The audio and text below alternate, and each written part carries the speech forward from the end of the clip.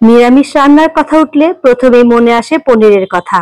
আর নিরামিষের দিনগুলোতে বাঙালি হেসেলে পনিরই ভরসা।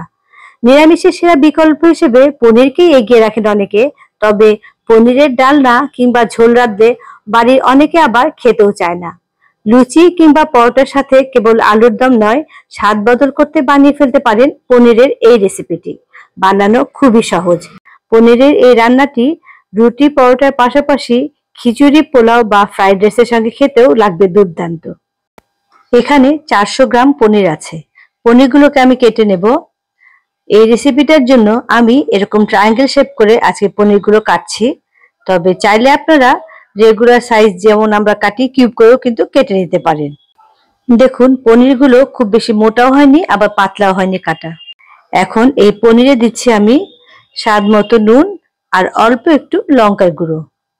ভালো করে পনিরের সাথে মেখে নেব। আর পনিরটাকে এভাবে আমি 5-7 মিনিট রেখে দিচ্ছি। এবার একটা মশলা করে নেব। এখানে আছে 4টে শুকনো লঙ্কা, 1/4 চামচ সাদা জিরে, তার ডাবল ধনে অর্থাৎ হাফ চা চামচ গোটা ধনে, 1/4 চামচ মৌরি, 15-16টা গোলমরিচ, বড় এলাচ একটা, দুটো ছোট এলাচ, এক টুকরো দারচিনি, 4 ভাগের 1 ভাগ জায়ফল আর হাফ জয়িত্রী। শুকনো খোলায় মিডিয়াম ফ্লেমে প্রথমে আমি ভালো করে মশলাগুলোকে টেলে নেব। দেখুন মশলাগুলো ভাজা হয়ে গেছে, কালার চেঞ্জ হয়ে গেছে আর খুব সুন্দর একটা গন্ধ বেরিয়েছে। এবারে গ্যাসের ফ্লেম অফ করে ঠান্ডা করে নিয়েছি। তারপর একটা মিক্সার জারে নিয়ে নিলাম। একদম মিহি করে এটাকে এখন গ্রাইন্ড করে নেব। এখন একটা পেস্ট বানাবো, এই জন্য একটা মিক্সার জারে দিয়ে দিচ্ছি 5-6 টুকরো পনির, 10-12টা কাজু বাদাম, 1 টেবিল চামচ পোস্ত আর 4-5 টেবিল চামচ টক দই। একদম স্মুথ করে একটা পেস্ট বানিয়ে নেব। এখানে আছে একটা ক্যাপসিকাম, পুরোটা লাগবে না, আমি হাফ ক্যাপসিকাম নিলাম। যারা ক্যাপসিকাম পছন্দ করেন তারা বেশি করে দেবেন। আমার বাড়িতে ক্যাপসিকাম খুব একটা চলে না, এই জন্য আমি অল্প ক্যাপসিকাম দিচ্ছি। আর ক্যাপসিকাম গুলো এরকম বড় বড় স্কোয়ার করে আমি কেটে নিয়েছি। গ্যাসে একটা ফ্রাই প্যান বসিয়ে দিয়ে দিলাম কিছুটা সাদা তেল। তেল গরম হয়ে গেছে, এবারে পনিরগুলো ছেড়ে দিলাম। মিডিয়াম টু হাই ফ্লেমে রেখে পনিরগুলো আমি ভেজে নেব। পনির ভাজতে কিন্তু একদমই সময় লাগে না, বরং বেশি সময় ধরে পনির ভাজলে সেটা রাবারের মতো শক্ত হয়ে যায়। নিচের দিকটা ভাজা হয়ে গেছে, উল্টে দিলাম। এভাবে উল্টে পাল্টে আমি এরকম হালকা করে ভেজে নিয়েছি। এবারে তুলে নিচ্ছি। আমি যে দোকান থেকে পনির আনি পনিরগুলো খুব ভালো। তবে আপনাদের ক্ষেত্রে পনিরের যদি সমস্যা থাকে বা পনিরের কোয়ালিটি যদি সেরকম ভালো না হয়, তাহলে ভাজার পর পনিরগুলো হালকা গরম জলের মধ্যে ভিজিয়ে রাখবেন কিছু সময়। এতটা তেল আমার রান্নায় লাগবে না, তাই বেশ কিছুটা তেল আমি তুলে রাখলাম। এখন এই তেলে দিয়ে দিলাম একটা তেজপাতা, 1/4 চামচ আদা বাটা আর কেটে রাখা ক্যাপসিকাম গুলো। গ্যাসের ফ্লেম লো করে আদাটাকে একটু ভেজে নেব। এখন আমি এর মধ্যে দিচ্ছি সেই যে ভাজা মশলাটা করেছিলাম, সেই ভাজা মশলা দিয়ে দিলাম 1 টেবিল চামচ।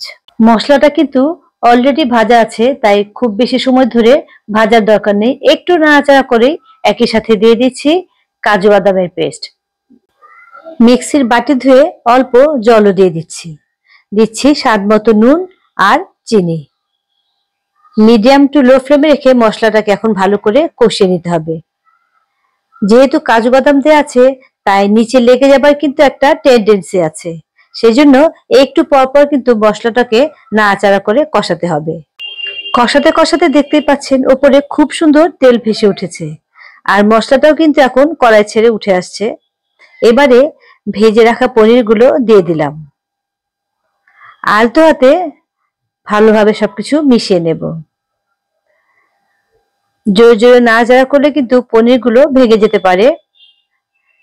এখন দিয়ে দিচ্ছি অল্প জল। খুব বেশি জল দেবেন না, কারণ খুব বেশি পাতলা হবে না। তবে একটু জল দেবেন, কারণ ঠান্ডা হলে কিন্তু এটা আর একটু জমে যাবে। ভালো করে মিশিয়ে দিলাম। এবারে গ্যাসের ফ্লেম লো করে আমি 2-3 মিনিটের জন্য এটাকে ঢেকে রাখবো। কিছুক্ষণ পর ঢাকনাটা তুলে নিলাম। রান্না কিন্তু হয়ে গেছে। সবশেষে আমি দিয়ে দিলাম 1 চা চামচ ঘি। আলতো হাতে আরো একবার মিশিয়ে নেব। নুন মিষ্টিটা এই সময় আরেকবার চেক করে নেবেন। গ্যাসের ফ্লেম অফ করে দিচ্ছি। খুব তাড়াতাড়ি কিন্তু রান্নাটা হয়ে গেল। দেখতে যত লোভনীয়, খেতে কিন্তু তার চেয়েও বেশি টেস্টি হয়। খুবই সিম্পল একটা রান্না। আশা করি আজকের রেসিপি আপনাদের ভালো লেগেছে। আর আপনারা কে কিভাবে পনির রান্না করেন কমেন্ট বক্সে জানাবেন। আমি অবশ্যই বাড়িতে ট্রাই করব।